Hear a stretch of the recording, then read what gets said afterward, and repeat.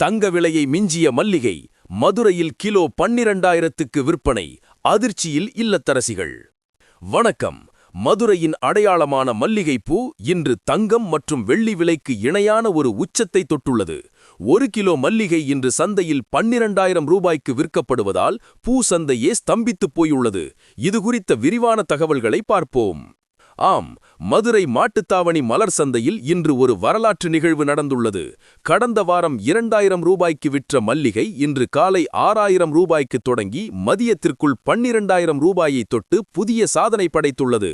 தமிழக வரலாற்றிலேயே மல்லிகைப்பூ இந்த விலைக்கு விற்பனையாவது இதுவே முதல் முறை என வியாபாரிகள் தெரிவிக்கின்றனர். விலை இவ்வளவு திடீரென உயர காரணம் என்ன? வரத்து எந்த அளவிற்கு பாதிக்கப்பட்டுள்ளது? இதற்கு காரணம் கடும் பனிப்பொழிவு மற்றும் ஈரப்பதம் கலந்த வானிலைதான்.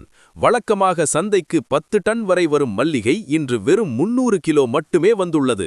பனி காரணமாக செடிகளிலேயே மொட்டுக்கள் கருகிவிடுவதால் ஏக்கர் கணக்கில் பயிரிட்ட விவசாயிகளுக்கு அரை கிலோ கூட மகசூல் கிடைக்கவில்லை. உசிலம்பட்டி மலர் சந்தையில் வெறும் 30 கிலோ மல்லிகை மட்டுமே வந்ததால் அங்கு காலை 11 மணிக்கே மொத்த ஸ்டாக்கும் விற்று தீர்ந்துவிட்டது. இதனால் வேறு வழியின்றி இல்லத்தரசிகள் பிச்சி மற்றும் முல்லை பூக்களை வாங்க ஆர்வம் காட்டுகின்றனர். ஆனால் அவற்றின் விலையும் கிலோ 1,300 ரூபாயை தாண்டியுள்ளது. பொங்கல் பண்டிகை நெருங்கி வருவதால் பூக்களின் விலை இன்னும் சில நாட்களுக்கு இதே உச்சத்தில் இருக்கும் என்றே எதிர்பார்க்கப்படுகிறது.